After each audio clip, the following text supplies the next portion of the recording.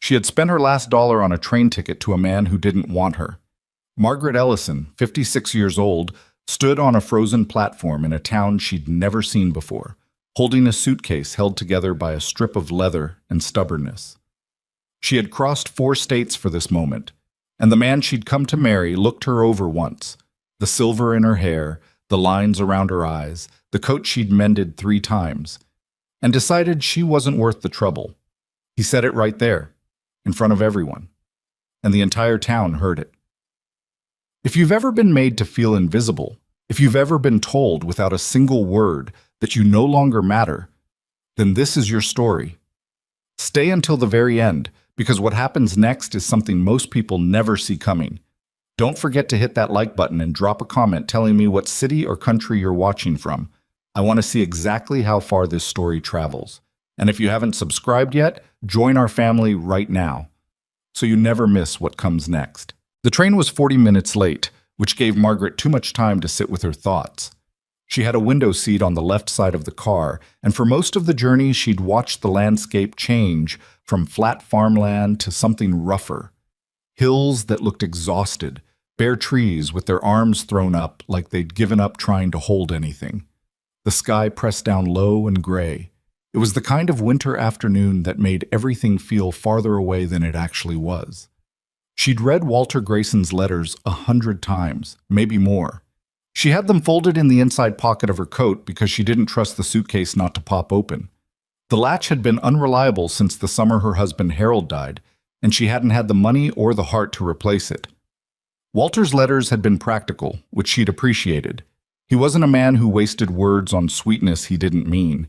He'd written about the ranch, about its size and location, about the 2 children who were getting too old for him to manage alone. He'd mentioned the house needed work. He'd said he needed someone capable.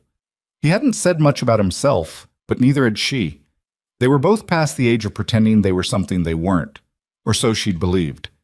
She looked down at her hands in her lap. They were honest hands, calloused along the right palm from years of fence work, roughened at the knuckles from cold water and hard winters. Harold used to hold those hands and say they were the hands of a woman who knew how to make something out of nothing. She hadn't known whether to take that as a compliment or a warning. She decided now, watching the frontier landscape roll past her window, that it had been both. The train finally shuddered into Grover's Creek just as the sun dropped behind the hills. The platform was lit by 2 lanterns hanging from iron hooks, and a small crowd had gathered the way people in small towns always did. Not because they had anywhere to be, but because the train arriving was the most interesting thing that happened on a Tuesday in December.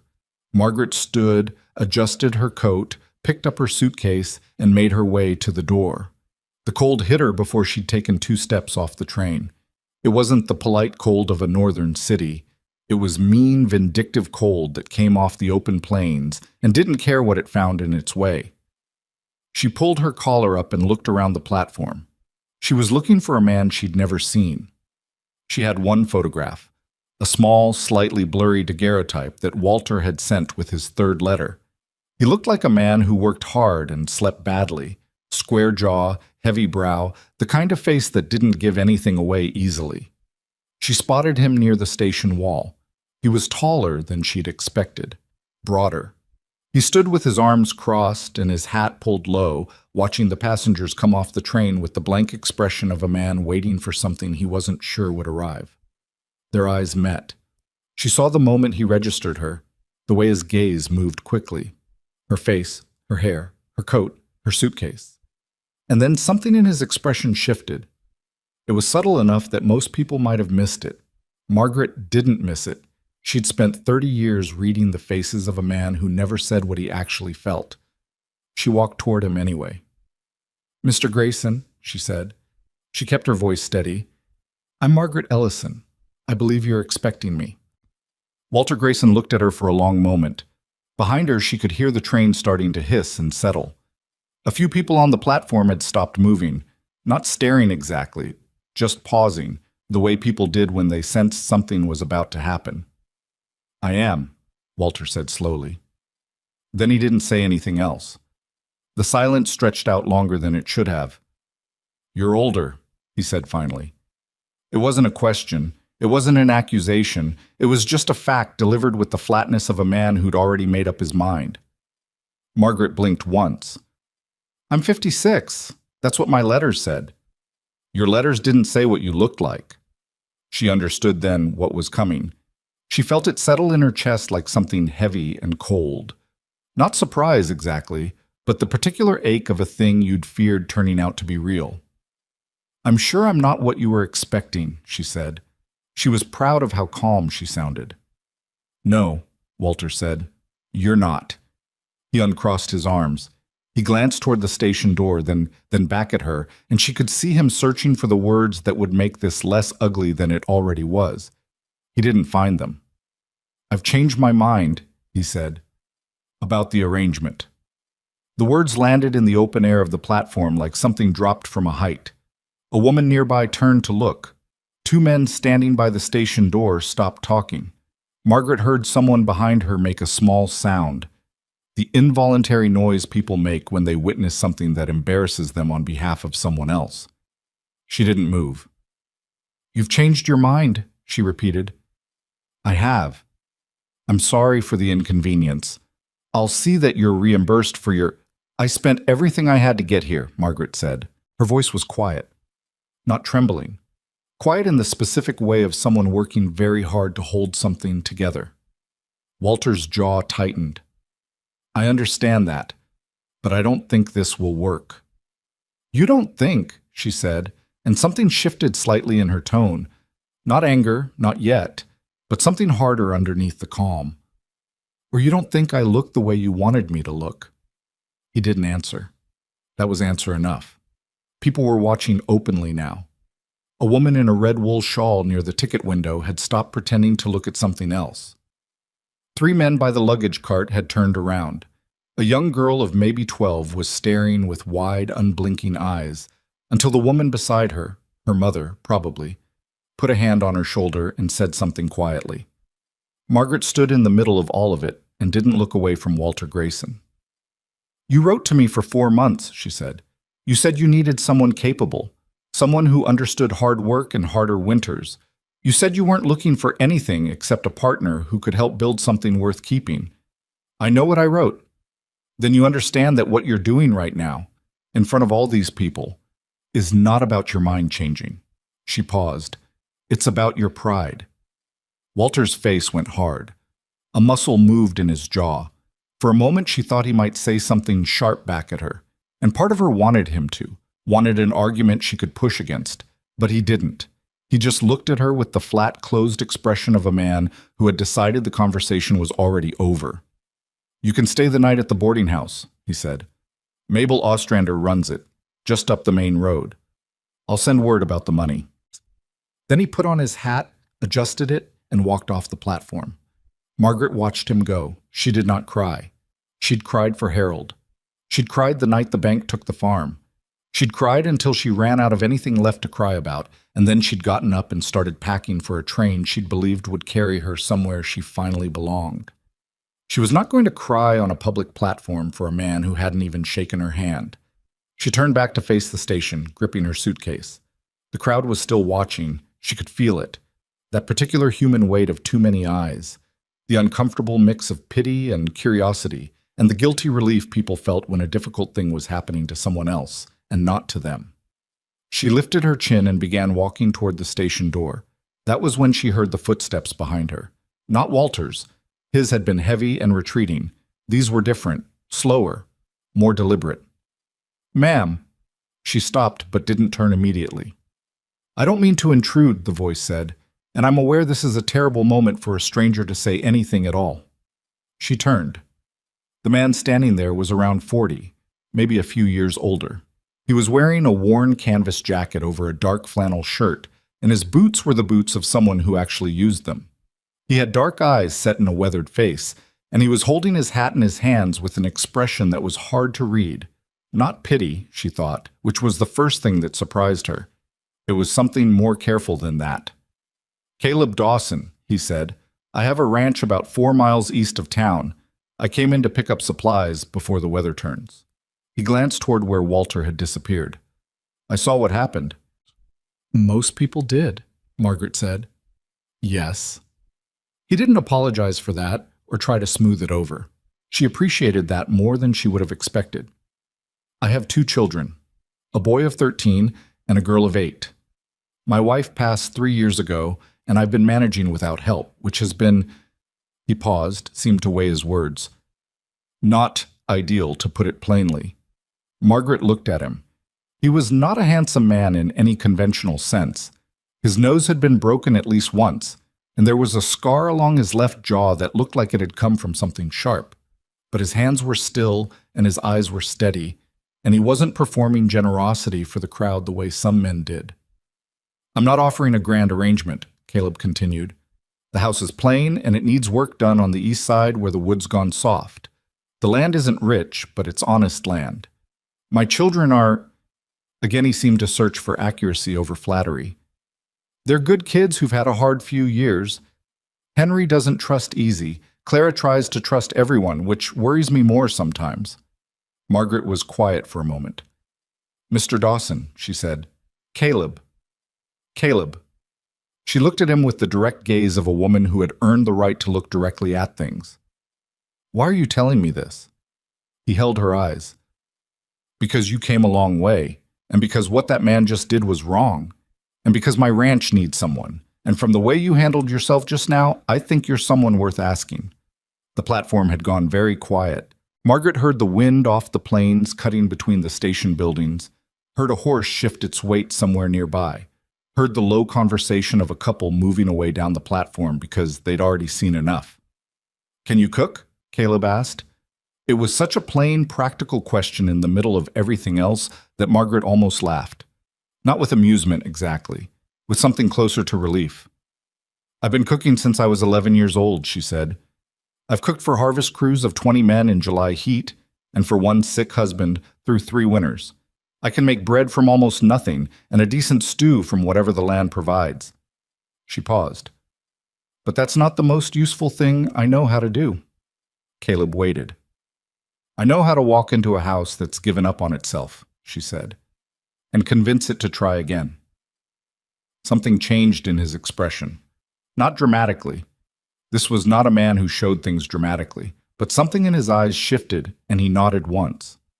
That's what the ranch needs, he said quietly. He extended his hand. Margaret looked at it. She thought about Harold and the farm and the 4 months of letters and the platform and Walter Grayson's face when he'd looked her over and found her lacking. She thought about all the miles she'd traveled and all the money she'd spent, and the fact that she was 56 years old, standing in a strange town with 1 suitcase and nowhere to be. Then she thought about what she'd said. I know how to walk into a house that's given up on itself and convince it to try again. She'd meant the ranch, but standing there, with the cold coming down and the lanterns throwing their small orange light over the platform, she thought maybe she'd meant herself too. She took his hand. It was a firm handshake, honest, not the kind designed to impress. One condition, she said. Caleb raised an eyebrow. I'm not coming as charity. I'll work the same as anyone on that ranch works. If something isn't right, I'll say so. And if I need to leave, I leave without argument. Caleb nodded. That's fair? Then we have an agreement, Margaret said. She picked up her suitcase. As they walked off the platform together, she didn't look back toward the spot where Walter Grayson had stood. She didn't need to. What had happened there was finished. What he'd taken from her, her savings, her certainty, the particular kind of hope that takes months to build, she couldn't get that back by looking at the place where she'd lost it. She walked forward. Behind her, the small crowd on the platform began to scatter. People moved on to their own business, their own cold evenings, their own ordinary lives. The story of the woman left at the station would spread through the town by morning. It always did in places like this. But Margaret would be gone before most of them had finished their first cup of coffee. 4 miles east. Soft wood on the east side. A boy who didn't trust easy. A girl who trusted too much. And a house, she suspected, that had forgotten what it meant to be a home. She climbed up onto the wagon seat next to Caleb Dawson, tucked her coat around her, and kept her face forward as they left the lights of town behind and moved into the wide, cold dark of the frontier night. Her suitcase sat in the wagon bed behind her. 1 suitcase. Everything that remained. It was enough. She had started with less. The wagon ride took the better part of an hour. Caleb didn't talk much, which Margaret found she didn't mind. She'd spent enough years around men who filled silence with noise just to avoid sitting inside it. Caleb seemed comfortable with quiet, the way someone was comfortable with it only after they'd learned the hard way that words didn't always fix things. The horse was a bay mare, older, with a patient gait that suggested she'd made this trip more times than she could count. The road east was little more than 2 ruts worn into frozen ground, and the wagon pitched and rolled over it in the darkness. Margaret gripped the seatboard with one hand and kept the other pressed against her coat pocket, feeling the outline of the folded letters there. A habit she'd developed without noticing, like touching a wound to remind yourself it had stopped bleeding. The stars were out by the time the ranch came into view. She saw the house first, a low, solid structure sitting in the fold between 2 shallow rises, with a single lamp burning in one of the windows.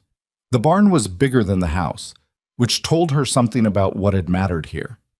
A fence line ran along the left side of the property, and even in the dark she could see a section of it had come down and been propped up with what looked like a cut branch jammed into the frozen dirt. "That's been meaning to get fixed since September," Caleb said, following her gaze. "What stopped you?"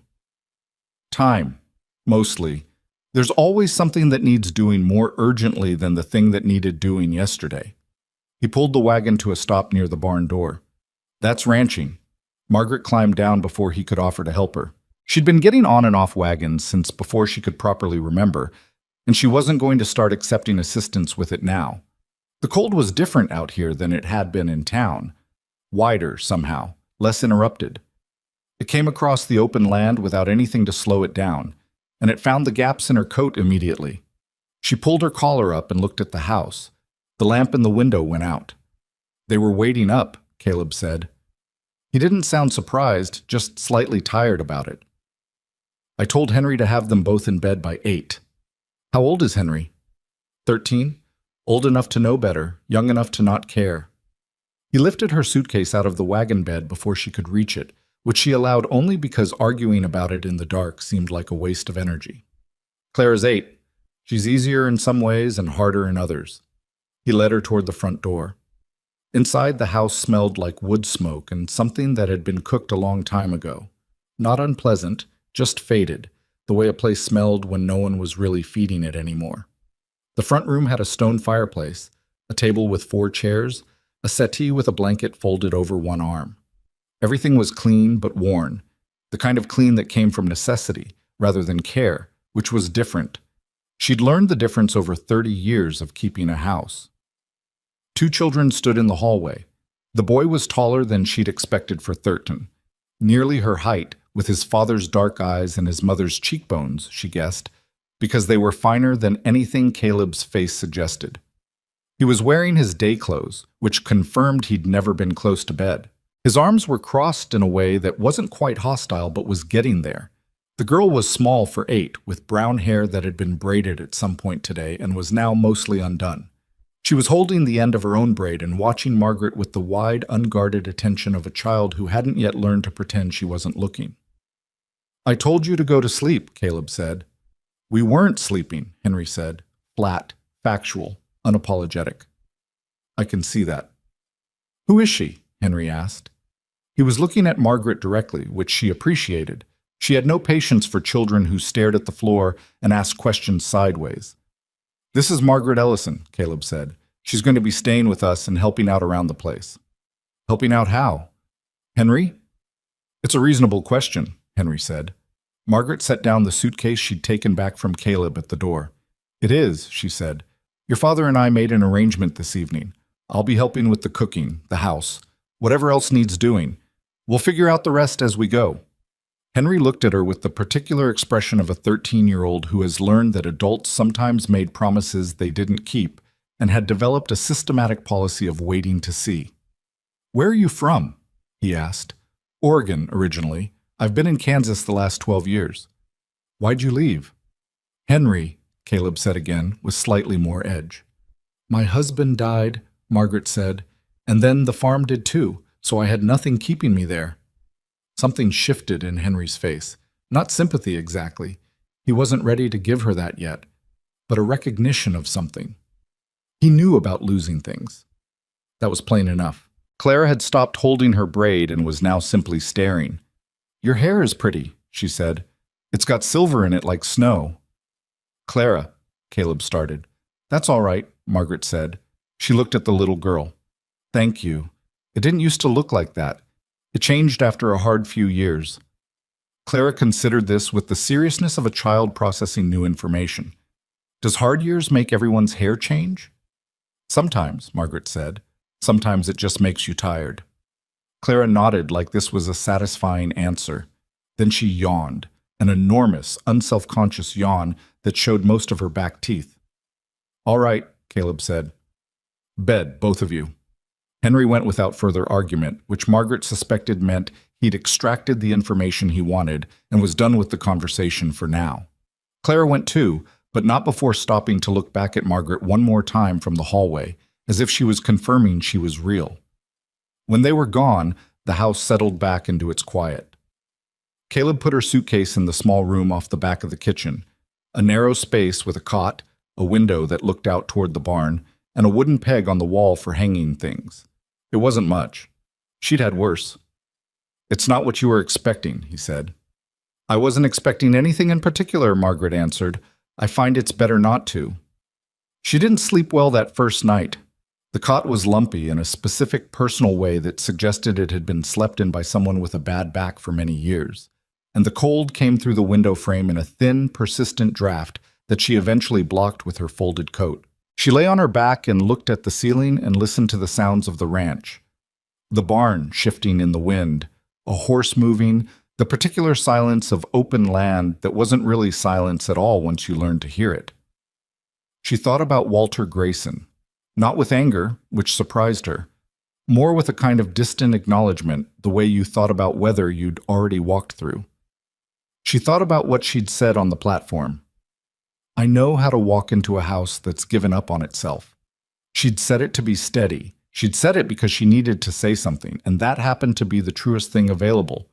But lying in the dark in that narrow room, she wondered if she actually believed it. By morning, she'd decided she was going to act as if she did.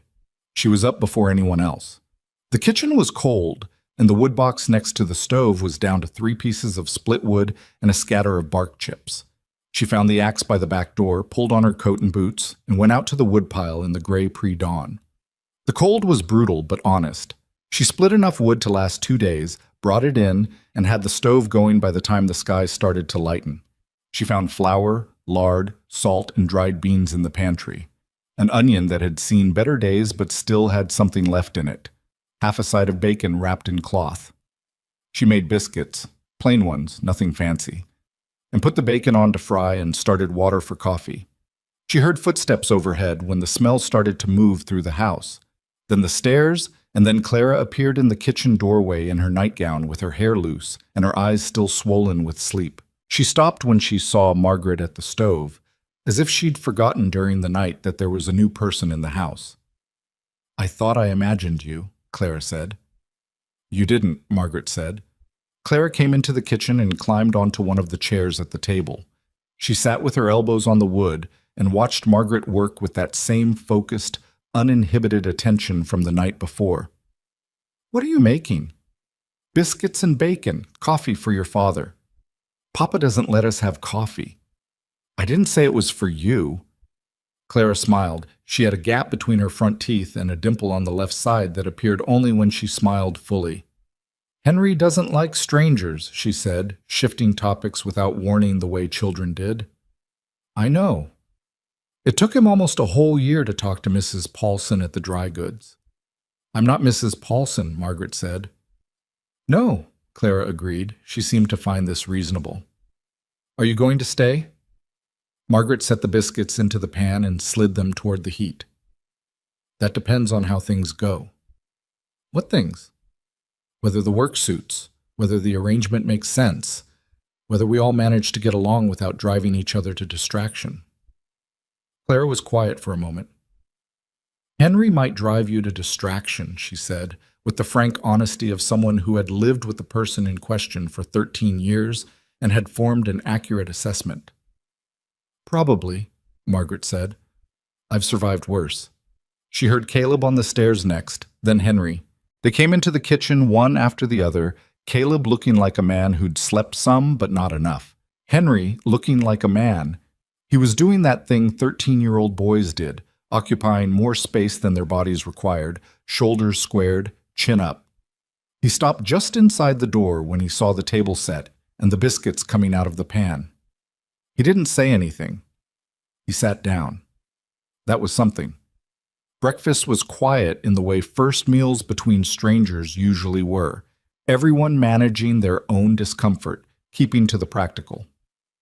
Caleb told her the well was on the east side of the barn, and the bucket had a tendency to stick. Henry mentioned, without looking at her, that the axe she'd used was the spare, and the good one was hanging inside the barn door. Clara told her that the cat that lived in the barn was named Sergeant, and had a torn ear from a fight with something in October. Margaret listened to all of it. She stored it away the way she stored away all useful information about a place, quietly, without making a show of it. After breakfast, Henry pushed back from the table and carried his plate to the basin without being asked. He glanced at the pan she'd cooked the bacon in, which she'd already scraped and set aside to be washed. "You didn't burn the drippings," he said. "No." He looked at her sideways. "Our last housekeeper burned everything, even the water," Papa said. "That takes real talent," Margaret said. Henry's mouth moved. Not quite a smile, but in the neighborhood of one. He went outside. Caleb watched him go, then looked at Margaret. There was something in his expression she couldn't fully read. Gratitude wasn't quite the right word, because that suggested he'd been expecting less from her than she was capable of, which she didn't want to assume. More like relief, like a man who had been holding his breath for a while and had been reminded it was permissible to exhale. "I need to ride the south fence line today," he said. "Clara can stay near the house. She'll tell you where things are if you need." "I'll figure out what needs doing," Margaret said. "You don't have to manage me." He nodded. "Fair enough." She spent the morning learning the house the way she always learned a new place, methodically, practically, without sentiment. She opened every cabinet and took a mental inventory. She checked the pantry stores against what she could see they'd been eating. She looked at what was clean and what was dirty and what had been ignored long enough to become invisible. She found 3 shirts of Henry's that needed buttons re-sewn and a pair of Clara's stockings with a hole at the heel she could fix in 20 minutes. She found a pot with a cracked handle that was going to fail in someone's hands eventually and needed replacing before it did. She found a woman's shawl folded at the back of the linen chest. She left it where it was. That wasn't her place to move. Clara followed her through most of the morning, not helping exactly, but present, which Margaret found she didn't mind. The girl had a habit of asking questions about things she observed. Not personal questions, just curious ones. Why did Margaret check the level of the lamp oil before noon? Why did she put the biscuit tin on the high shelf instead of the low one? Why did she leave the kitchen window cracked even in the cold? "Heat goes stale," Margaret said in answer to the last one. "A kitchen that can't breathe makes everything taste flat." Clara turned this over. "Mama used to say the kitchen was the lungs of the house," she said. Margaret was quiet for a moment. She was right. Clara nodded and didn't say anything else about it. She was a child who understood somehow that some statements didn't need a response. They just needed to be heard. By the time Caleb came back in from the fence line, Margaret had supper started. Not anything remarkable. She'd worked with what was available, which meant a bean soup with the onion and a bit of the bacon, more biscuits because the flour was one of the things they had enough of, and a dried apple pancake she'd put together from a small bag of dried fruit she'd found tucked behind the cornmeal. Caleb came through the back door and stopped. He'd been expecting, she guessed, whatever he usually got, something functional, filling, unremarkable, the kind of food you ate because you needed to eat. He looked at the table. He looked at her.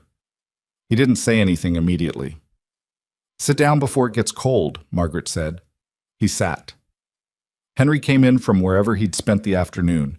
She hadn't asked, and he hadn't said, and stopped the same way his father had. Shorter pause, better at hiding it. He sat down too, pulled his bowl toward him, and ate. Margaret had already decided she wasn't going to watch people eat. Nothing made a meal more uncomfortable than the cook staring at you to gauge your reaction. She sat across from Clara and ate her own portion and looked out the window at the last light going off the hills. Halfway through the meal, Clara whispered something so quietly, Margaret almost missed it. She glanced at the little girl. Clara had her face tilted down toward her bowl, and she'd said it almost to herself as if she wasn't fully sure she meant to say it out loud. "It tastes like someone cares," Clara said. Nobody responded right away. Caleb was looking at his bowl. Henry was looking at the table. Margaret wrapped her hands around her coffee cup. She didn't know what she'd been expecting when she climbed down from that train. She'd thought, in her most honest moments, that she would get through the first weeks on determination and stubbornness, and the particular discipline of someone who had learned not to need too much from anyone. That she would do the work and find the rhythm and eventually stop bracing herself for the next thing to go wrong. She hadn't expected to feel this in the first 2 days. This specific, fragile thing, like the first sign of something growing in ground you'd believed was too cold and too hard to grow anything at all. That night after the children were in bed, Caleb stayed at the table with his coffee, and Margaret washed the dishes. She could feel him working up to saying something. There was a particular kind of stillness in a person when they were doing that, a held quality, like a man standing at the edge of a diving board. "People in town will talk," he said finally. "People in town already are," she said. She kept washing. "It'll be worse when they see you've stayed, when they figure out the arrangement. Let them." She heard him wrap both hands around his cup. "I want you to know something," he said. "What I offered you last night, I wasn't trying to take advantage of a difficult situation. I know that. I genuinely needed the help, but I also didn't want to leave a person standing in the cold without anyone asking." Margaret set the last dish in the rack and dried her hands on the cloth by the basin. She turned around and looked at him. "Caleb," she said, "I've been around long enough to know the difference between a man who's kind because it costs him nothing and a man who's kind when it costs him something." She paused. "You made the offer in front of a crowd of people who were already watching. That wasn't nothing." He held her gaze. "I'm not easy to live with," he said. "I'm told I go quiet when I should talk, and I talk when I should be quiet. I work too long and I don't sleep enough, and I've been letting this house fall behind because I don't know how to keep up with all of it alone." "None of that surprises me," Margaret said. He raised an eyebrow. 4 miles of frozen road and a boy who doesn't trust strangers and a fence that's been down since September," she said. "That's not the ranch of a man who has everything under control. I knew what I was coming into." Something in his face eased. Not completely. He was a man who kept things tight. She could see that. It would take a long time before that changed, but slightly. "I'll try not to make it harder than it has to be," he said. "So will I," she said. She said goodnight and went back to her narrow room and lay down on the lumpy cot, and this time she fell asleep before she'd finished her first thought. Outside, the wind moved across the plains the same as it had for 1,000 years, cold and indifferent and enormous. But inside the house, something small and stubborn had decided to take root. The thing about a house that had gone quiet for too long was that it didn't come back all at once. It came back in pieces. Small, unremarkable pieces that you could easily miss if you weren't paying attention. A door that stopped sticking because someone had planed it down. A window latch that held properly again because someone had bent the catch back into shape. The smell of something real cooking at the end of a cold day, instead of whatever a tired man could throw together in 20 minutes before his children went to bed, hungry in their hearts, if not their stomachs. Margaret had been at the ranch for 3 weeks before she let herself believe she might actually be staying. She didn't make that decision out loud. She didn't mark it in any particular way. She simply noticed, one morning when she was rehanging the kitchen shelf that had been pulling away from the wall since before she arrived, that she was thinking about spring, about what the kitchen garden might need, about whether there was time before the deep freeze set to bank the foundation on the north side of the house. She was thinking ahead, planning. And that was the thing she only did when she'd decided, somewhere below conscious thought, that a place was hers to tend. She wasn't sure what to make of that. The work itself she understood. Work was simple. Work had clear edges. You started, you did the thing, you finished, and the finished thing was either right or it wasn't. She fixed the shelf. She patched the gap in the east wall where the cold came through. She replaced the buttons on Henry's shirts and mended Clara's stockings and re-sewed the fraying edge of the blanket on the settee. She repaired what she could with what was available and made a list. In her head, she'd never had the habit of writing things down, of what needed materials she didn't have yet. The first time she went into town was 10 days after she arrived. Caleb drove her. It was a practical trip. Flour, salt, lamp oil, a new pot handle to replace the cracked one, a handful of other things the house had run short on. Margaret sat on the wagon seat and watched the road and didn't think too much about what was waiting in town until it was waiting in front of her. It was a Thursday morning, which meant the dry goods was open and reasonably busy. She went in with her list and Caleb went to the feed store, and for about 4 minutes everything was fine. Then Dora Hellman walked in. Margaret didn't know her name yet. She learned it afterward. She knew the type, though. Every town had one. A woman who had appointed herself the keeper of other people's reputations, who used the language of concern to deliver judgment, who spoke loudly enough to be overheard while maintaining the technical position that she was just talking. Dora Hellman was perhaps 50 herself, well-dressed for a frontier town, with a sharp face and sharper eyes. She came in with another woman Margaret didn't recognize, and they were already in the middle of a conversation that Margaret's presence interrupted. The pause was brief, practiced. And then Dora Hellman smiled in the way that meant the opposite of warmth. "Well," she said, "you must be the woman from the train station." The dry goods clerk, a young man named Peter who would later prove himself decent by looking at his countertop for most of what followed, went very still. "Margaret Ellison," Margaret said. She kept her voice even. "Dora Hellman," the woman said. "My husband owns the mill on the Creek Road.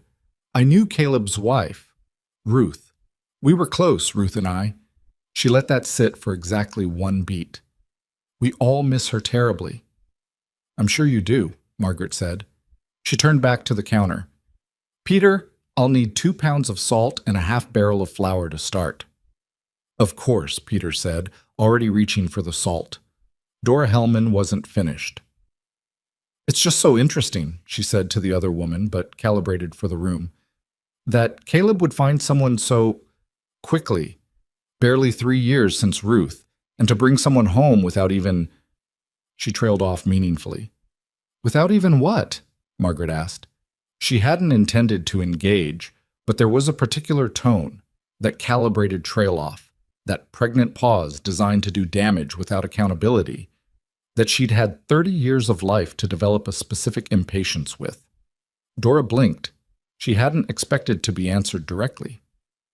"Without the children having any time to adjust," she said, "without the community having any real—" "I appreciate your concern for the children," Margaret said. "They're doing fine, and I don't believe Caleb Dawson is required to consult the community before deciding how to manage his household." Dora's smile sharpened. "Of course not. It's just, you have to understand, people wonder. A woman your age looking for a fresh start, one does have to ask what someone is actually after." The other woman with Dora made a small, uncomfortable sound and looked away. Margaret picked up the pot of salt Peter had set on the counter and turned to face Dora Hellman fully. "Mrs. Hellman," she said, "I came here because I was asked to come. I stayed because the work needs doing and I know how to do it. I am 56 years old, I have buried a husband and a farm, and most of what I spent my life building, and I don't have the time or the interest in performing innocence for an audience." She paused. "If people in this town need to wonder about me, let them wonder. I've survived worse." She turned back to the counter. "Peter, the flour, please." The walk back out to the wagon was the longest 30 seconds of her week, but she did it without hurrying and without looking back, and when she climbed up onto the seat, and Caleb looked at her with a question in his eyes, she shook her head once. "Don't ask," she said. He didn't. But the story still got around. Stories in small towns had their own locomotion. They didn't need anyone to carry them. They just traveled, moving from porch to supper table to church step, to dry goods counter and back again, picking up detail as they went. By the following week, the version Margaret had heard secondhand from Clara, who had heard it from the daughter of a neighboring rancher at a level of telephone game removal that should have filtered out most of the venom, was that Margaret had come to Grover's Creek to take advantage of a grieving man and his motherless children. She heard it and said nothing. She was starting to understand that was going to be her primary defense in this town. Not arguing, not explaining, just continuing. Being so consistently, plainly herself, that eventually the story wore out before she did. Henry was the one she hadn't expected to be difficult in the specific way he was. He wasn't cruel, he wasn't deliberately obstructive. He simply maintained a precise and careful distance, like a man on a narrow ledge who could not afford to look down. He did his chores. He answered questions. He ate meals without complaint and said please and thank you with the mechanical accuracy of a child who had been taught the words and understood their function. But he never let her pass the surface of any conversation, and whenever she came close to something real, he redirected with the same instinct she recognized in older people who had been hurt and had organized their lives around not being hurt again. He was 13. She found it both difficult and heartbreaking in equal measure. The moment that broke it open, the first real crack in the wall, came from an unexpected direction. She was in the barn on a Tuesday afternoon in the third week, checking on the mare who had been favoring her left front hoof. Henry was supposed to be doing schoolwork at the table. Caleb was out hauling wood with the other horse. The barn was cold but out of the wind, and Margaret was crouched down with the mare's hoof in her hand, working a small stone out of the cleft with a pick she'd found hanging inside the door. She heard Henry come in and didn't look up. He stood behind her for a while. She could hear him not moving. "You know how to do that?" he said finally. "I was married to a farmer for 30 years, she said. "You learn." He was quiet. Then, "Papa usually does it." "Your papa isn't here." She got the stone out, smaller than she'd expected from the way the mare was walking, flat on one side with a sharp edge, and set the hoof down gently. The mare shifted her weight and breathed out. Henry came a few steps closer. "Is she all right?" "She'll be fine. Keep an eye on it for the next few days. If she's still off on it, tell your father." Henry reached out and touched the mare's neck. He did it the way people touched animals they'd known a long time, absently, with a familiarity that was almost unconscious. "Her name is Josephine," he said. "Papa named her after his grandmother." Margaret stood up, pressing her hands against her knees. Her joints did not appreciate crouching on frozen barn floor, but she wasn't going to mention that. "Good name for a horse," she said. Henry kept his hand on Josephine's neck. He was looking at the horse rather than her. "My mother used to bring her apples," he said. "In the summer, when we had them. Josephine would see her coming across the yard and start moving around in the stall before she was even at the door." Margaret was quiet. "She died in March," Henry said. 3 years ago. She'd been sick since Christmas, but she kept saying she was getting better." He stopped. His jaw was tight. "She wasn't getting better." Margaret looked at him. He still wasn't looking at her. He was looking at the horse, one hand on her neck, and she could see in his profile the particular expression of someone who had said something they hadn't fully planned to say, and were now uncertain what happened next. "I know," she said. "People do that. They say they're getting better because they want to protect the people they love from being afraid." "She should have just said the truth," he said. "Maybe. Or maybe those extra months when you were less afraid were a gift she decided to give you." She paused. "Both things can be true." Henry finally looked at her. His dark eyes were dry but working hard. "I don't need someone to replace her," he said. "I know that," Margaret said. "I'm just saying, Henry." She said it plainly, not sharp, not sweet. "I'm not trying to replace anyone. I'm not capable of it, and I wouldn't try if I could. Your mother was your mother. That's not a position." She looked at him directly. "But a house needs tending. Your father needs help. And your sister—" She paused. "Your sister needs a woman she can ask things she can't ask your father." Henry's jaw moved slightly. Something behind his eyes shifted. "She talks to you," he said. "She does. She doesn't usually talk to people." "I know," Margaret said. "I noticed." A silence settled between them that was different from the ones before it. Not uncomfortable. More like the silence after a thing has been said that was necessary to say, and now the air had changed. Henry looked down. "I burned the porridge last week," he said, "before you came. I made it wrong 3 days in a row and Clara ate it anyway and didn't tell me it was bad." Margaret waited. "She's too easy on me," he said, and there was, underneath the complaint, Something that was almost love. The grudging, complicated love of a brother who didn't want to be easy on himself. "She's 8, Margaret said. "She was protecting you." Henry made a sound that wasn't quite a laugh, more the exhalation of someone who recognized something they'd been avoiding. "Your porridge is better," he said. "I've had longer to practice." He nodded once. He took his hand off Josephine's neck, and she turned her head and nudged his shoulder, and he reached up and scratched behind her ear with the automatic gesture of long habit. "I'll watch the hoof," he said, "for the next few days." "Thank you," Margaret said. He went back to the house. Margaret stayed in the barn for a few minutes longer than necessary, ostensibly checking the water bucket, but actually just giving herself a moment in the cold and the quiet. She'd been careful not to push, not with Henry, not with Caleb, not with any of them. She'd spent her whole life watching people move toward a thing too fast and crush it before it had a chance to hold. She was not going to do that here. The weeks turned. December deepened, and the cold became the kind that had genuine malice in it. Not just uncomfortable, but dangerous. The kind that could kill a calf or an old man with equal indifference if you weren't watching. The ranch contracted inward the way frontier places did in winter, everything drawing close to the heat source. The days shorter and the work no less but differently shaped. Margaret taught Clara to sew on a Sunday afternoon when Caleb was mending harness in the barn, and Henry was at the table with a geography book he was supposed to be reading and was actually not reading. Clara had seen the mending basket and asked to learn, not with any urgency, just with the mild curiosity she applied to most things, and Margaret had handed her a needle and a scrap piece and shown her.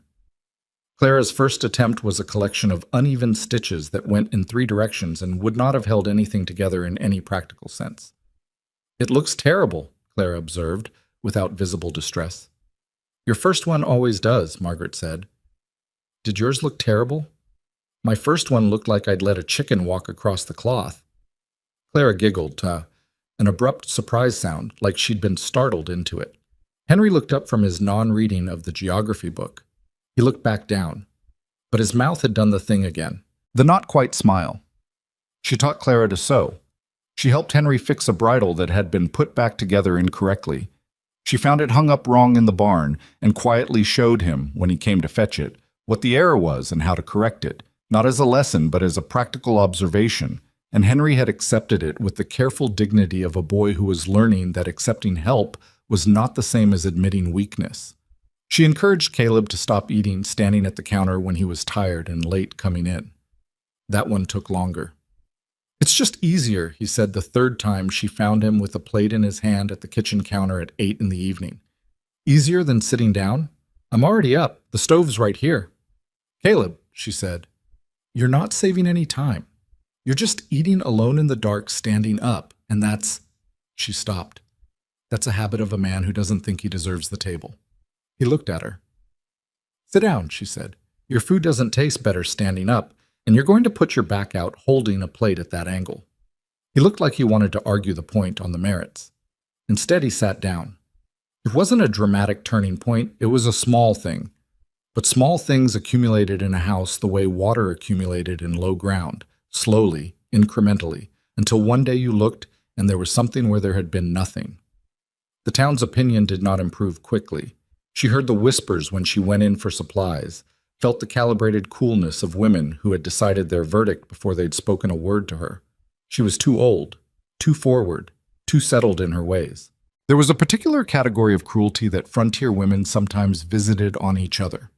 Not from meanness exactly, but from fear, from the precariousness of their own situations, from the unconscious need to enforce the rules that kept the social order making sense.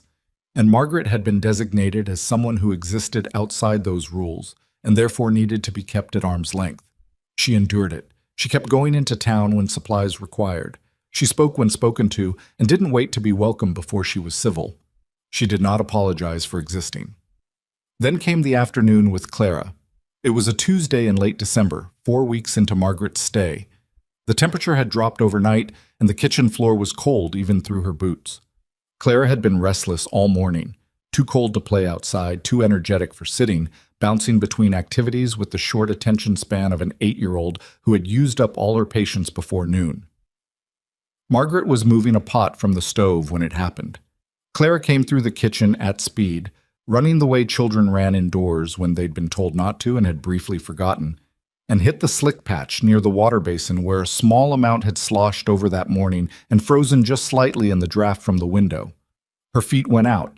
She went down hard, hip and elbow, and the back of her head catching the floor in quick succession. Margaret was there before Clara had fully registered what had happened. The pot was already set down. She was already on her knees on the floor beside the girl, one hand behind her head checking for the bump that was certainly coming. "I've got you," she said. "Stay still. Just stay still for a second." Clara's eyes had gone wide, the kind of wide that came before crying, not from the pain, which was real but manageable, but from the shock of the falling, the abrupt loss of ground.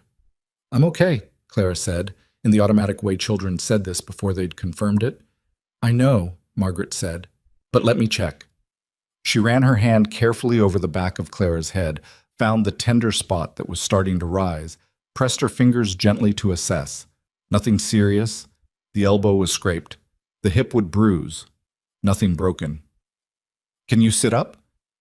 Clara pushed herself up with Margaret's hand behind her back. She was breathing fast the way she would before the crying started, and Margaret wrapped both hands around the girl's smaller ones and held them. "Look at me," Margaret said. Clara looked. "You're all right. Your elbow is scraped and your head will have a bump, but nothing is broken and nothing is serious. You're going to be sore tomorrow and completely fine the day after." Clara's breathing slowed. The wide, pre-cry look in her eyes narrowed slightly as the information landed. "It scared me," Clara said. "I know. Falling is scary even when it doesn't hurt much. That's normal."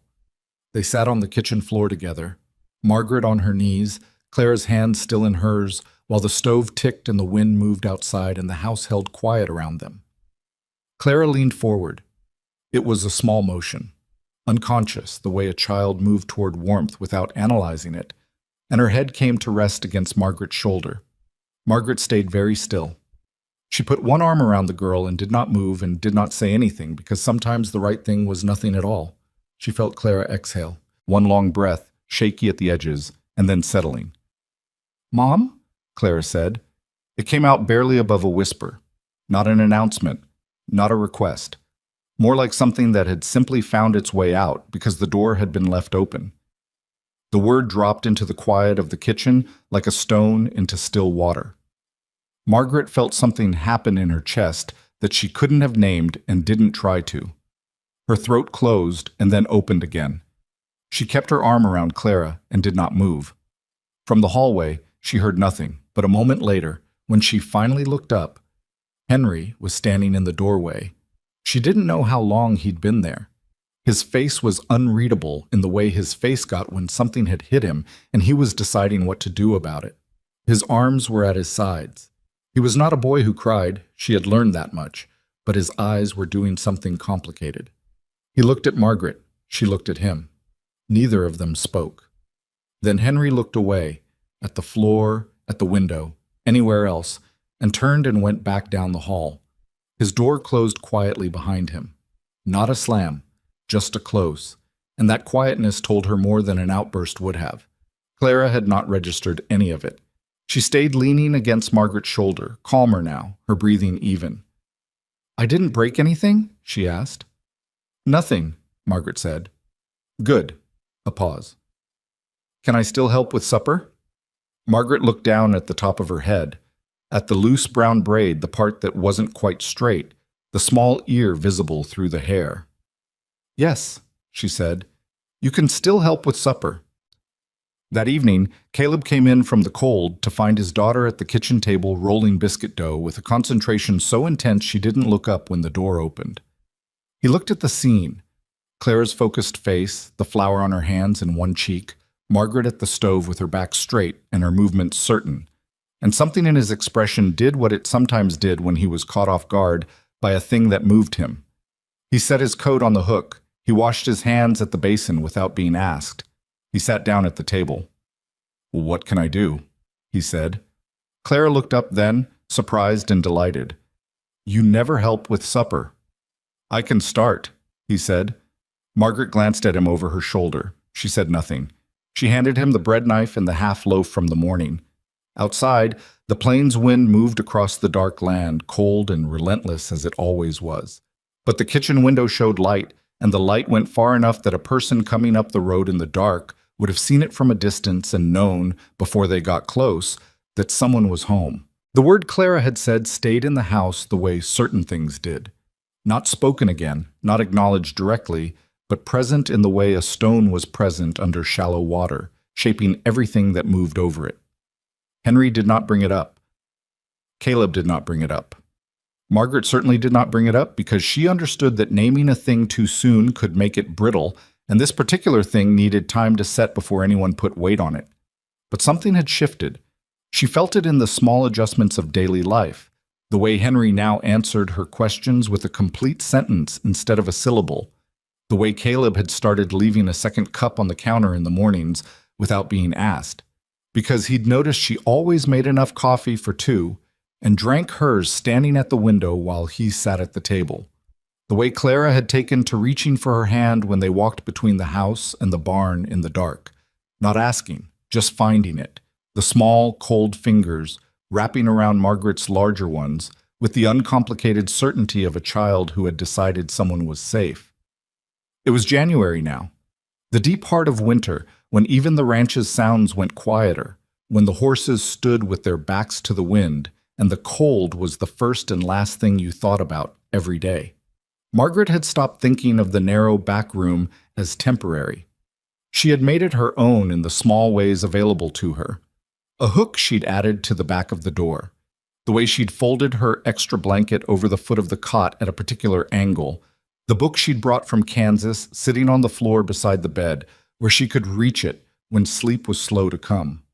She had stopped sleeping badly. She noticed this one morning in the second week of January, waking before the alarm of habit and lying in the dark for a moment before she understood why it felt different. She wasn't tensed against the next thing. Her body had stopped bracing. She wasn't sure what to make of that either, so she got up and started the stove. It was on a Thursday morning, 8 days into January, that Caleb came back from town with a look she hadn't seen on him before. He'd gone in for supplies and to settle a bill at the feed store. He'd been gone 3 hours, which was standard. But when the wagon came back up the road and she saw him climb down, she knew before he reached the door that something had happened. He came in and took his coat off and hung it on the hook and stood in the kitchen with his hands at his sides and his jaw set. "Walter Grayson is back," he said. Margaret was at the stove. She did not flinch. She kept her hands where they were and breathed once, deliberately, and then turned to look at him. "Back how?" she said. "Back in town. Checked into the hotel last night, according to Peter at the dry goods. Nobody knew he was coming." Caleb's voice was careful, the way a person's voice got when they were controlling what it did. "He was at the land office this morning." "The land office," she repeated. "And he was asking about you." She set the spoon down on the edge of the pot. The land office. She turned that over in her mind. Walter Grayson was a man who understood leverage. She'd understood that much from 4 months of letters and one very short conversation on a train platform.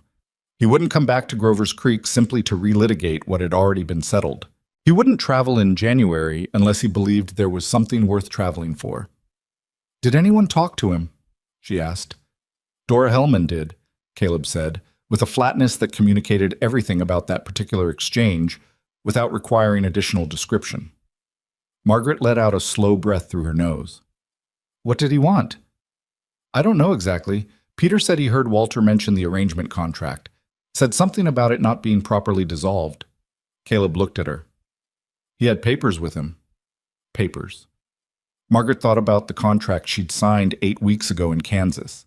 The formal agreement she and Walter had exchanged through a correspondence broker, the document that laid out the arrangement's terms. She'd kept her copy in the inner pocket of her coat until she'd arrived at Grover's Creek, and then she'd put it in the bottom of her suitcase because she couldn't stand looking at it. "The contract was for an arrangement that he dissolved on the platform," she said, "in front of witnesses." "I know that." He walked away. "He told me to my face it was over." "I know," Caleb said again. "But he's got money, Margaret, and money buys paper, and paper can say whatever a man pays it to say." She stood quietly in the kitchen for a moment. The stove ticked. Outside, the wind moved in a long, low note across the eaves. "He's not coming about the contract," she said. Caleb looked at her. "He doesn't care about some dissolved arrangement," she said. "He's coming because someone told him I'm here. Someone told him the situation, and now he thinks there's something to take." She paused. "Or someone to humiliate." "He's not going to touch you," Caleb said. He said it quietly, but with a directness that had no performance in it, not a declaration to an audience, just a fact, stated between two people, the way certain things were stated when they were simply true. "I know," she said. She picked up the spoon again. "Let's eat before it gets cold. We can deal with whatever he's planning when he actually shows up to plan it." He showed up 2 days later. It was a Saturday, which she suspected was deliberate. The largest number of people in town, the highest audience for whatever he intended. She and Caleb had gone in together. Margaret to pick up thread and a measure of calico Clara had been asking about. Caleb to collect a part for the barn door that the blacksmith had been repairing. Clara was at the ranch with Henry, the older boy having agreed to stay in without argument, which told Margaret he understood more about the situation than anyone had explained to him. They were coming out of the dry goods when Walter Grayson stepped off the hotel porch. He looked better than she remembered from the platform, better rested, better dressed, a dark wool coat and a good hat, the clothes of a man who wanted to signal solidity. He was perhaps 60, heavier than his photograph had suggested, with a broad face and small eyes that moved quickly across things. He stopped when he saw her. She stopped when she saw him. Caleb was half a step behind her and slightly to her right. She felt him go still. "Margaret," Walter said. She did not say his name. She stood on the boardwalk in front of the dry goods with her package under her arm and looked at him with the same directness she had used on the train platform. "Mr. Grayson," she said. A few people on the street had noticed. The particular quality of attention in a small town was something you felt before you confirmed it. The slight pause in movement, the heads that didn't quite turn but tilted, the conversations that quieted. Walter came closer. He had a leather folder under his arm, which she noticed immediately. "You're looking well," he said. The tone was social, the tone of a man who wanted to establish that this was a reasonable conversation between reasonable people. "I don't imagine you came to tell me that," she said. He smiled. It didn't reach his eyes. "No." He glanced at Caleb with the brief, assessing look of a man checking the weight of an obstacle. "I've come to clarify a legal matter." "There is no legal matter," Caleb said. His voice was flat. "That's where you're mistaken," Walter said. He opened the leather folder and removed 2 folded documents. "The arrangement contract between myself and Miss Ellison." "Mrs. Ellison," Margaret said. Walter blinked. "My name is Mrs. Ellison," she said. "I was married for 30 years. That title doesn't expire because a man dies." Walter recovered smoothly. "The arrangement contract between myself and Mrs. Ellison was not properly dissolved according to its terms. The document requires a formal written dissolution signed by both parties. No such document was signed." He held out the papers toward her. "As it stands, the contract is still legally binding." Margaret did not take the papers. She looked at him for a long, steady moment. "You told me on a public platform," she said, "in front of at least 20 people, that you had changed your mind and the arrangement was over. You told me to find the boarding house and said you would see to my reimbursement. Then you walked away." She paused. The precise wording of a contract's dissolution clause has never superseded a man publicly withdrawing from an agreement in front of witnesses. "The law doesn't always agree with common sense," Walter said. "Then we'll have to find out what the law says," Caleb said. Walter shifted his attention to Caleb fully. "Mr. Dawson, I have no quarrel with you. You took in a woman in a difficult situation. That was charitable." His voice didn't make the word sound like a compliment. "But the charitable thing and the legal thing aren't always the same." "What do you want?" Caleb asked. Straight, no framing around it. Walter's expression settled into something more honest, the calculation underneath the social surface. "Compensation for the costs I incurred in the arrangement. Travel, correspondence fees, the broker's commission. The terms of the contract specify it." "Name the amount," Caleb said. Walter named it. It was not a small number.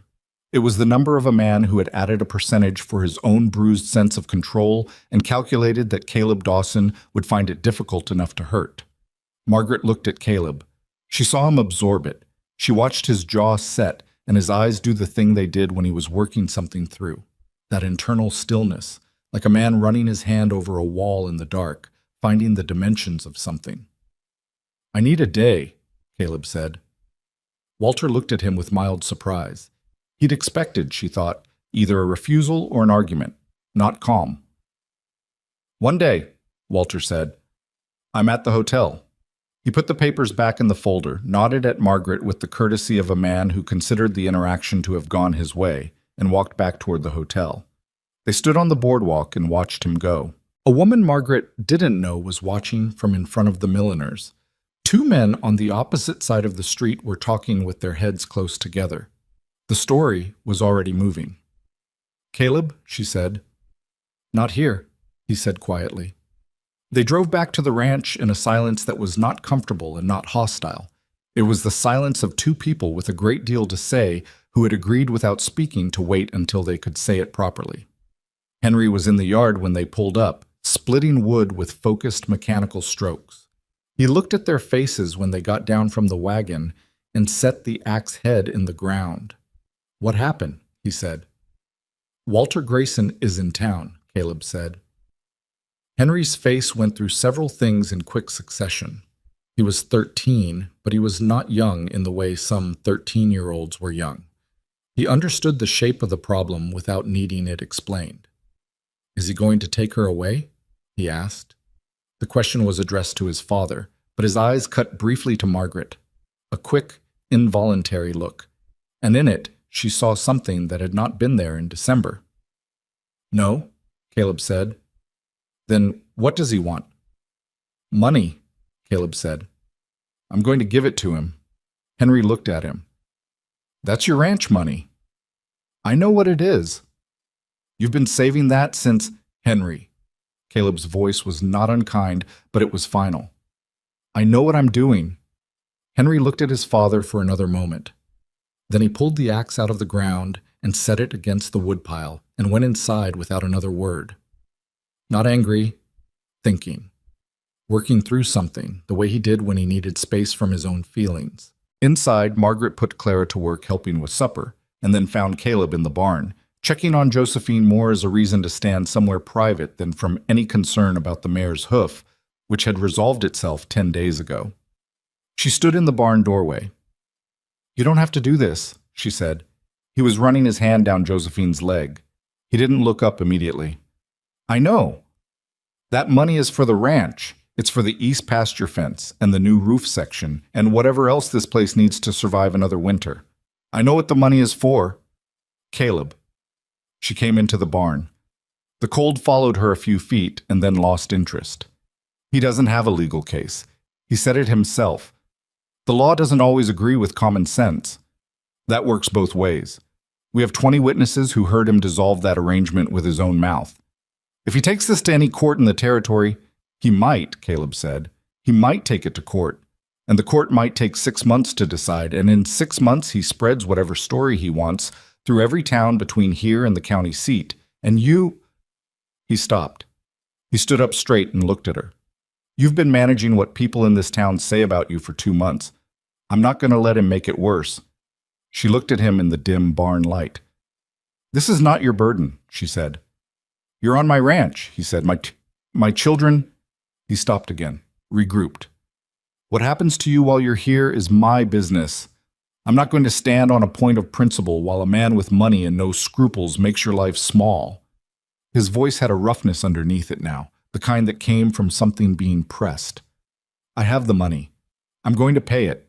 He'll take it and leave because men like Walter Grayson don't actually want the fight. They want the winning. Once he's been paid, there's nothing left to win." Margaret stood in the quiet of the barn. She had been on her own, truly, structurally on her own, for 2 years since the bank had taken the farm and Harold's debts had taken everything else.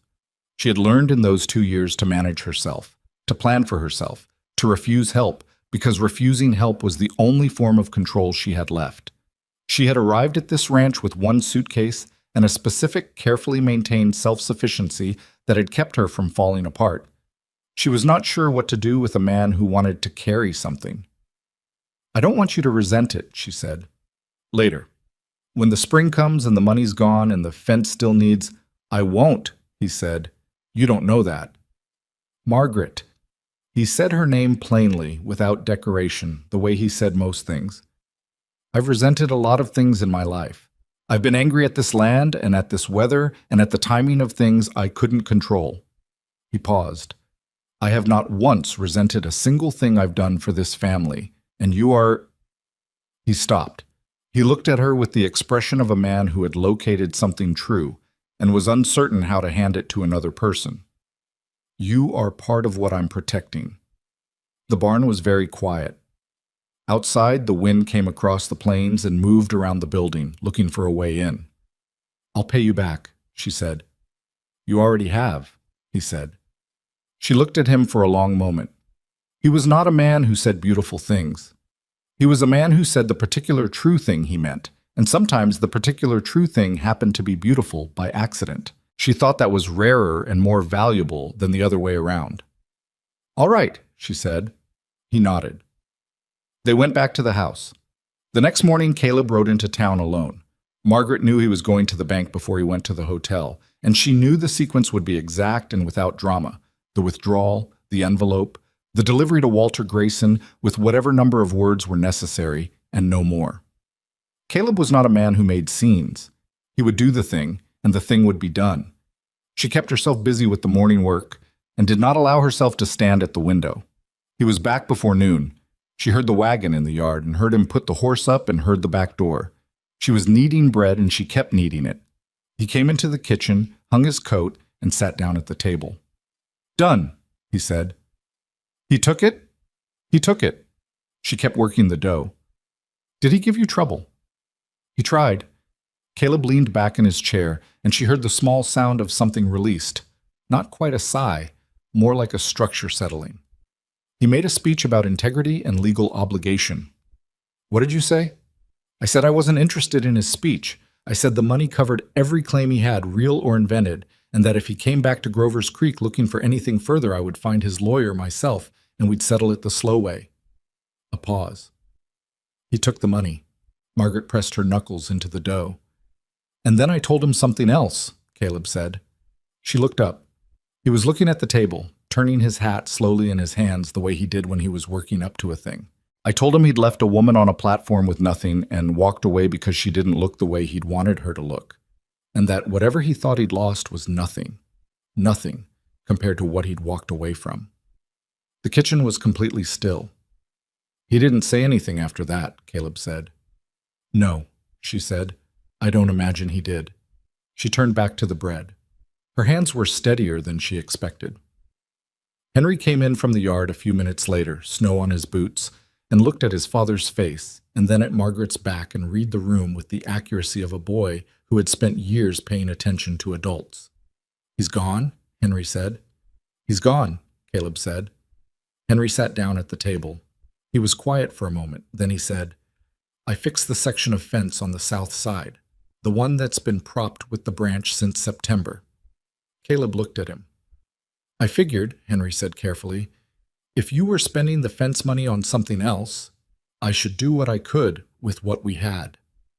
Caleb looked at his son for a long moment, at the set jaw and the dark eyes, and the too adult expression on the face of a 13-year-old boy who had decided without being asked to carry his part. "Thank you," Caleb said. Henry shrugged in the way that meant he felt the thanks more than he wanted to show. "It's not pretty," he said, "but it'll hold through the winter." "That's enough," Caleb said. "That's all we need." Margaret put the bread to rise near the stove and washed her hands and stood for a moment with her back to the room, looking at the window and the snow-white yard beyond it and the fence line just visible at the edge of her sight. The section Henry had just repaired, imperfect and serviceable, holding against the cold. She thought about the train platform, the lanterns and the crowd and the suitcase and the weight of being looked at and found lacking. She thought about what she'd said to Caleb that night. "I know how to walk into a house that's given up on itself and convince it to try again. She had not been talking only about the house. She knew that now. She had been talking about herself. Behind her, she heard the scrape of Henry's chair as he stood. Heard him say something low to his father. Heard Caleb's response. She heard the ordinary sounds of a family in a kitchen at midday, a house that was not giving up on itself anymore. She dried her hands on the cloth by the basin. She turned around. "I'm going to need more flour tomorrow," she said. "The bread's going to go fast in this cold." "I'll add it to the list," Caleb said. She sat down at the table. Outside, the winter held its ground the way frontier winters did. Relentless, enormous, indifferent to anyone's plans. But the cold was outside and she was inside, and the bread was rising near the stove, and the fence was holding, and Walter Grayson was gone. For the first time in longer than she could clearly remember, Margaret Ellison sat at a table that felt like hers and let herself simply be there. Winter broke slowly that year, the way it always did on the plains. Not a dramatic thaw, but a gradual, grudging retreat, like something stubborn finally running out of reasons to stay. The first sign was the mud. The frozen ground softened in the second week of February, and the yard turned into a mess of boot prints and wheel ruts that made every trip between the house and the barn twice the work. Margaret had forgotten how much she missed mud. Kansas mud, Oregon mud. It was all the same in the end, the specific inconvenience of land that was waking back up, reminding you it was alive under there. She was scraping her boots at the back door one morning when she caught herself humming. She stopped, noticed it, then let it continue. She could not remember the last time she had hummed without thinking about it. Not since before Harold got sick, probably. Not since before the particular weight of watching something you loved come apart piece by piece had settled onto her shoulders and taken up permanent residence. Humming was a thing you did when your body had decided, below the level of conscious thought, that the moment you were standing in was all right. She was standing in a cold, muddy yard with dirty boots and a headache starting behind her left eye from the dry winter air, and her body had decided the moment was all right. She went inside and started the coffee. The months since Walter Grayson's departure had been quiet, in the way that good things were sometimes quiet. Not empty, but settled. The town had not transformed overnight. Dora Hellman still watched Margaret with the slightly compressed expression of a woman who had made a judgment and was not inclined to revisit it. A few of the other wives remained cool in the careful, deniable way of people who wanted to disapprove without being caught disapproving. But other things had shifted. Peter at the dry goods had started setting aside the better cuts of salt pork when he knew she was coming in, without being asked, because he'd figured out she bought them every week, and he liked her well enough to save her the trouble of looking. The blacksmith's wife, a broad, practical woman named Agnes, who had more in common with Margaret than either of them had initially acknowledged, had started stopping to talk when their paths crossed. Real conversation, not the performing civility kind, but the kind where two people actually said things. One of the neighboring ranchers, a widower named Tom Briggs, who ran cattle on the land 2 miles north, had begun leaving a portion of firewood at the end of Caleb's road whenever he hauled his own, a gesture so quiet and matter-of-fact that it was a full 2 weeks before Caleb mentioned it to Margaret, and another week before she understood it was intended partly for her. These were not grand gestures. They were the small, accumulating ways that a person was accepted by a place, not announced, just absorbed, until one day you realized you were no longer a stranger there. She was not sure exactly when that had happened. She suspected it was impossible to locate the precise moment, the same way it was impossible to locate the precise moment winter became spring. Caleb had begun talking to her in the evenings. That was new. Not the words themselves. He'd always been functional about communication, telling her what needed doing, what the weather was likely to bring, what the animals needed. What was new was the other kind of talking, the kind without a practical purpose. He'd started staying at the table after supper sometimes, when the children were in bed and the house had gone quiet, and he'd say things about the ranch, about what he'd been thinking, about the past in the careful way of someone who had kept it sealed for a long time and was cautiously opening the container to check if the contents had settled. He told her about Ruth one night in late January. Not the facts of her death. He'd mentioned those already. The illness that had started before Christmas and ended in March. The way it had moved faster than any of them had expected. What he told her this time was what Ruth had been like when she was healthy. How she'd laughed, which had been loud and not particularly ladylike and had embarrassed Henry, who was 10 at the time, which had made her laugh harder. How she'd had opinions about everything and had shared them without apology. How she'd hated the cold but refused to complain about it because she'd been raised to believe complaining about weather was a form of weakness. "She sounds like someone worth missing," Margaret said. "She was," Caleb said. He was looking at the table, turning his coffee cup slowly. "I did a poor job of it for a while, missing her. I was angry instead of sad, mostly. It was easier to be angry." "At what?" "At the timing. At the fact that she was 38 years old." He paused. "At myself for not seeing how sick she was getting until it was too late to do anything about it." "You couldn't have changed it," Margaret said. "I know that. Knowing it and feeling it aren't always the same thing." "No," she said. "They're not." He looked up at her. "Did you—" "With Harold, was there anger?" She thought about it honestly, the way she tried to think about most things. "There was. Not at him. He couldn't help dying any more than Ruth could. At the timing, like you said. At the farm, for not being able to survive without him when I'd done half the work of keeping it for 30 years. She paused. "At myself, some. For not knowing what I was going to do. For being, at 54 years old, someone who didn't know what came next." Caleb nodded slowly. "And now?" he asked. She looked at the kitchen around her. The mended shelf, the patched wall, the pot with the new handle, the basket by the stove where Claire had taken to keeping her sewing because she liked to sit near the heat when she worked. The window with the crack she'd caulked in November that had held through 3 months of hard cold. "Now I know what comes next," she said. He held her gaze for a moment. Then he nodded again and looked back at his coffee, and they sat in the comfortable quiet of two people who had said enough for one evening. She thought about that conversation for days afterward, not with agitation, with a kind of turning over, the way you turned over a stone to look at what lived under it.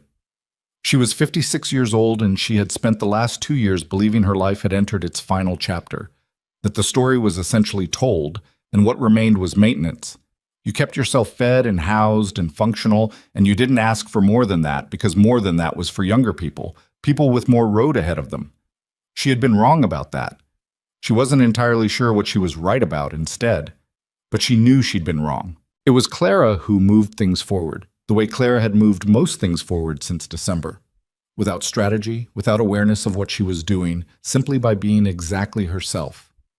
It was a Saturday in late February, one of the first days warm enough to work outside without misery, and Margaret had been replanting the kitchen garden beds that had compacted and gone sour over the winter.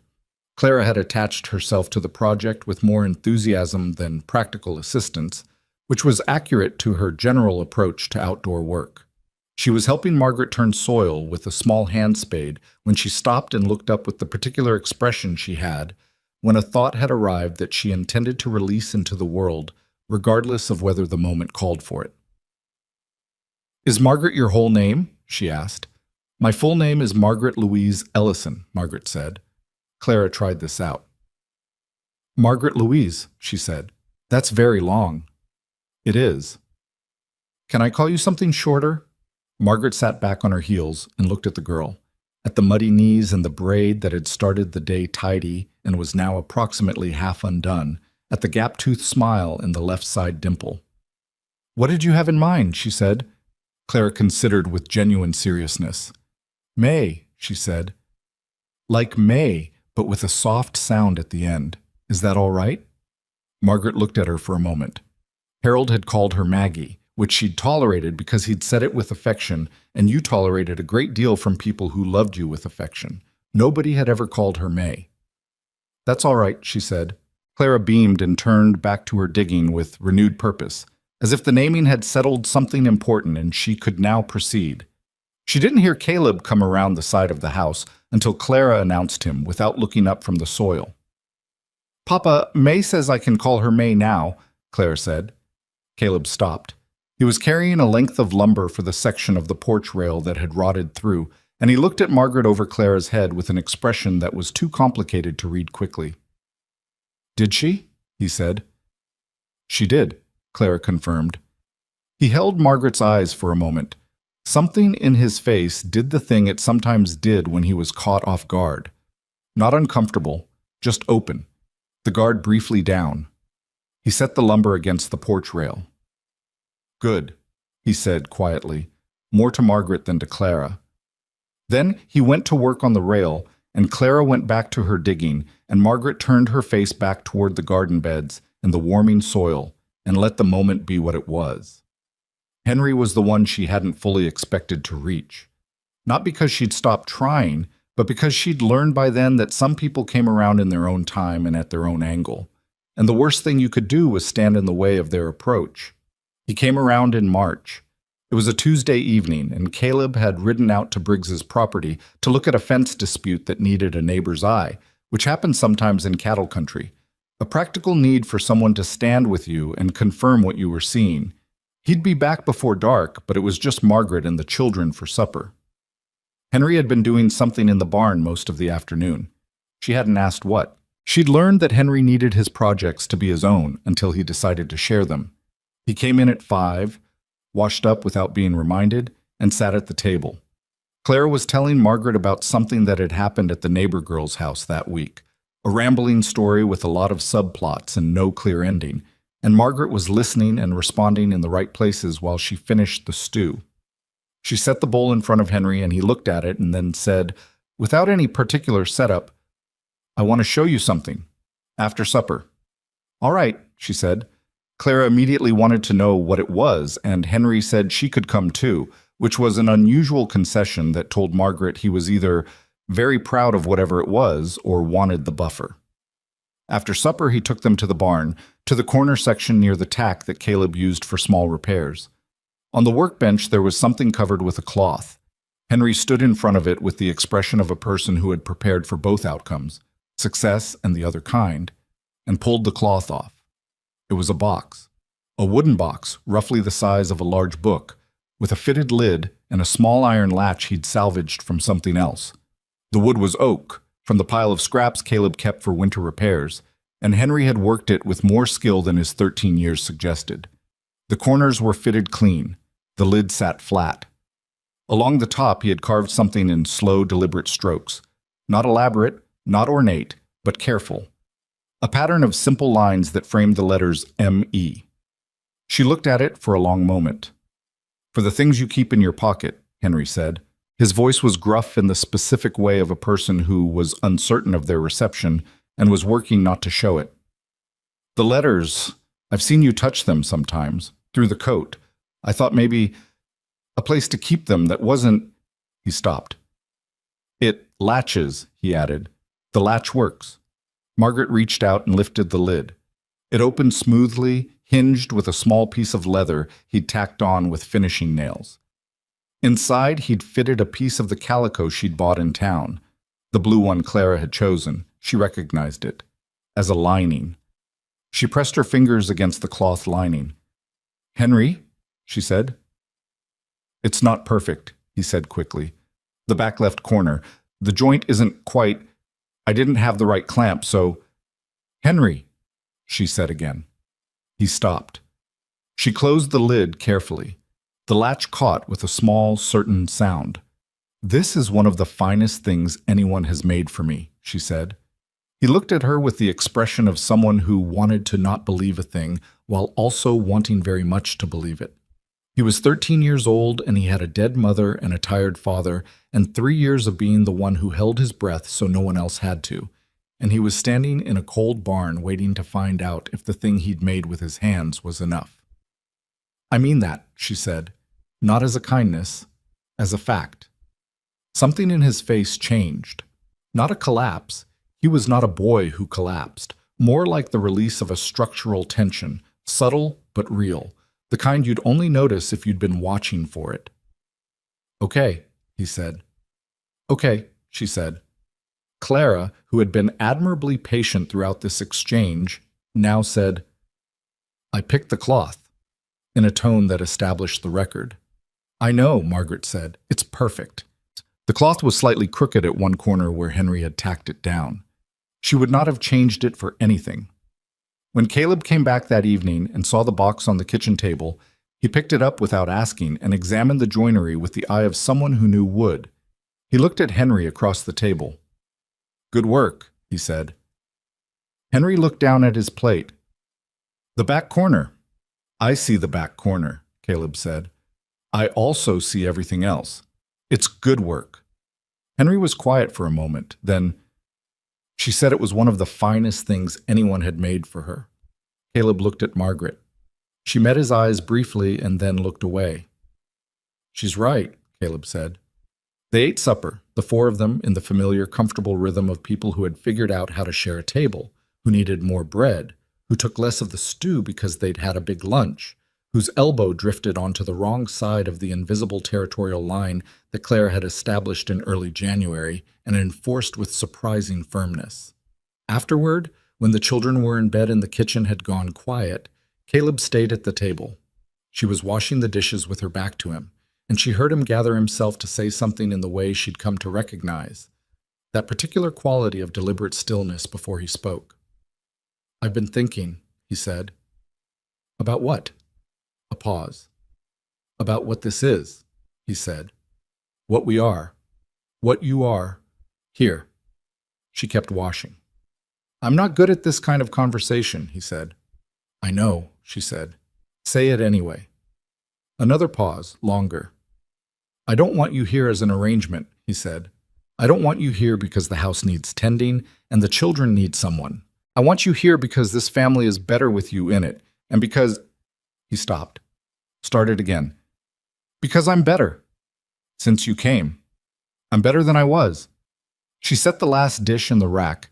She stood with her hands in the drying cloth and looked at the window above the basin and the dark yard beyond it, and the faint reflection of the kitchen lamp in the glass. "I came here with one suitcase," she said. 56 years old, no money, no plan, no certainty about anything. "I know," he said. "I'm not easy," she said. "I have opinions, and I share them. I'll tell you when I think you're wrong. I'm too old to learn how to be smaller than I am." "I don't want you smaller than you are," he said. "I want you exactly the size you are." She turned around. He was sitting at the table with his hands around his coffee cup, looking at her with the direct, unguarded expression he only had when he decided that performing composure was costing him more than it was worth. She looked at this man, at the broken nose and the scar along his jaw and the tired lines around his eyes, at the hands that had spent 30 years working land that didn't always cooperate, at the man who had walked toward her on a train platform when everyone else was looking away, who had paid his savings to remove a piece of paper that had been used as a weapon, who had sat at his own kitchen table and said, "I need you to say it anyway." "Yes," she said. He looked at her. "To whatever you were about to ask," she said. "Yes." The corner of his mouth moved. "I haven't asked it yet." "I know, but my answer is yes." He stood up from the table. He was not a man who made grand gestures, which was part of why she trusted him. He walked to where she was standing by the basin, and he looked at her for a moment, and then he took her hand. Both her hands, the rough, calloused hands she'd spent 30 years apologizing for internally, and had stopped apologizing for some time around December, and he held them. "Margaret Louise Ellison," he said. "Don't push it," she said. He laughed. It was the first time she'd heard him laugh fully. Not the small contained sounds he made sometimes, but an actual laugh, surprised out of him. It changed his whole face. She thought that might be her favorite thing she'd seen since she arrived in Grover's Creek. They were married in April, when the mud had dried and the first grass was showing along the south fence line. It was a small ceremony, the justice of the peace.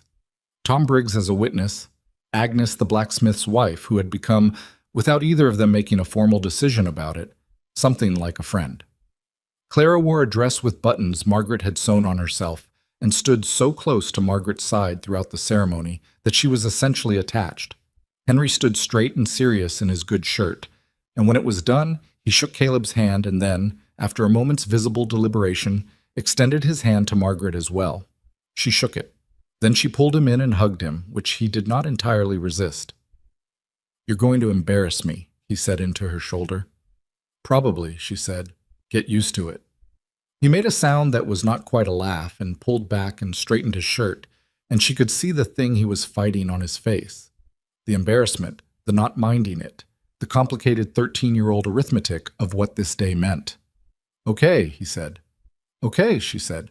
Dora Hellman heard about the marriage before the week was out, which surprised no one. She made a comment at the dry goods that Peter faithfully did not repeat to Margaret in detail, summarizing it only as not particularly charitable, which Margaret received with a nod and then bought her salt pork and went home. She had stopped waiting for Dora Hellman to change her mind. Some people held their judgments the way they held their property, tightly, as an expression of who they were, unwilling to give any of it up because giving it up would mean admitting the original inventory was wrong. Margaret wasn't going to spend the rest of her life petitioning for revision. She had better things to do with the rest of her life. The ranch improved slowly, the way it had deteriorated slowly, incrementally, honestly, without drama. The east pasture fence got repaired in May when the ground softened enough to set new posts. The barn roof got patched before the summer rains. The kitchen garden came in better than the year before because the beds had been turned and fed over the winter, and by July there were more tomatoes than they could use, and Margaret spent a full week canning until the cellar shelves were properly stocked in a way they hadn't been in years. Henry turned 14 in June and grew 2 inches over the summer, which appeared to take him by surprise more than anyone else. He'd started helping Caleb with the fence work seriously now. Not just handed tasks, but making decisions about them, being consulted. Caleb had begun doing that carefully. The transfer of responsibility in small measured amounts, the way you fed something you wanted to grow without overwhelming it. One afternoon in August, Margaret overheard them at the south fence. Not the words, just the sound of it. 2 male voices talking about something practical, one lower than the other. And she stopped what she was doing and stood still for a moment and listened to the sound of a father and son who had figured out how to be in the same work together. Clara got her first lessons in reading from Margaret that fall, which the local school teacher, an overworked young man named Mr. Hatch, received with such evident relief that he brought Margaret a jar of preserves as thanks.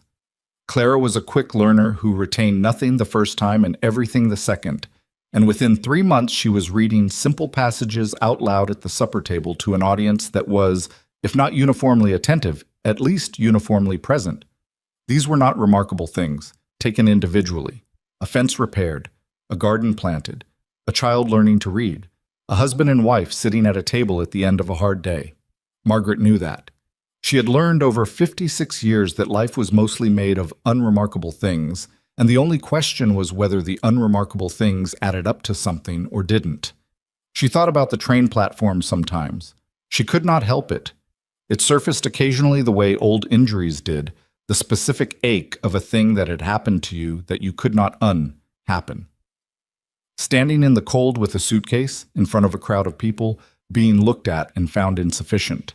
She did not think about it with bitterness. She thought about it almost, and this surprised her, and she was not sure she could fully explain it, with something close to gratitude, not for the rejection, which had been genuinely cruel, and not for Walter Grayson, who was not worth gratitude, but for the specific sequence of events that cruelty had set in motion.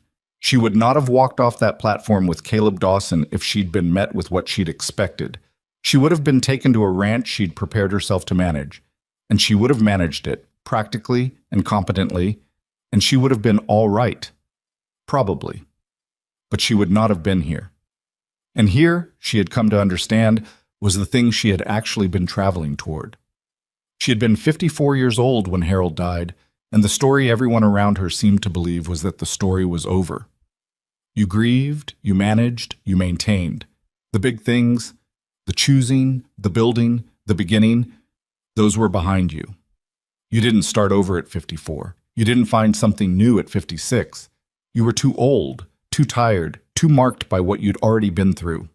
The world had a timeline it expected you to follow, and once you'd missed the window, it closed, and that was that. She wanted to say to all of it, "You're wrong," not in a triumphant way. She had not triumphed over anything. She had simply kept moving, made a decision on a train platform when she had very little to decide with, and told an honest truth to a man she didn't know yet. "I know how to walk into a house that's given up on itself and convince it to try again." She'd been talking about herself. The house had been herself. And she had not given up on it. One evening in late October, nearly a year after she'd stepped off that train, She sat at the kitchen table after supper while Caleb read something by the fire, and Clara slept, and Henry had gone to his room with the geography book he was now actually reading. The kitchen was warm and smelled like the soup they'd had, and the bread from that morning, and the wood smoke coming through from the fire. The oak box Henry had made sat on the shelf above the basin where she could see it. The letters were inside it. Not Harold's letters. Those were in the bottom of her suitcase in their own private place. But other things. A note Clara had written her in the careful, uneven letters of a new reader. A folded piece of paper with a property boundary description that bore her name now, legally, as part of the deed. Caleb looked up from his reading and caught her looking at nothing in particular. "All right," he said. She considered the question honestly. She had a home she had helped build. She had a husband who told her the truth and expected the same. She had a 13-year-old boy who had made her a box with her initials on it because he'd noticed she needed one, and an 8-year-old girl who had renamed her and hugged her and called her something irreplaceable one afternoon on a kitchen floor. She had come here with one suitcase. She had arrived. "Yes," she said. "I'm all right." Outside, the October wind moved across the plains the way it always had and always would, without particular concern for the small human lights below it, the houses and the fences and the kitchen gardens put to bed for winter. It had been blowing across this land before any of them were here, and it would keep blowing long after. But inside the kitchen, the lamp was lit, and the fire was going in the next room, and the bread from that morning sat under its cloth on the counter, and Margaret Ellison Dawson, now, though she used both names because she had earned both names, sat at her table and listened to the wind and was not afraid of it. She had been afraid of it once. She wasn't anymore. Some things you only learned from the far side of losing everything. That the end of one story is not the end of the story. That a woman at 56 still had more living ahead of her than she could see. That the moment a door closed on you was the same moment you found out whether you were the kind of person who sat down in front of it or the kind who turned around and looked for another way through. She had always been the second kind. She just hadn't known it yet when she stepped off that train.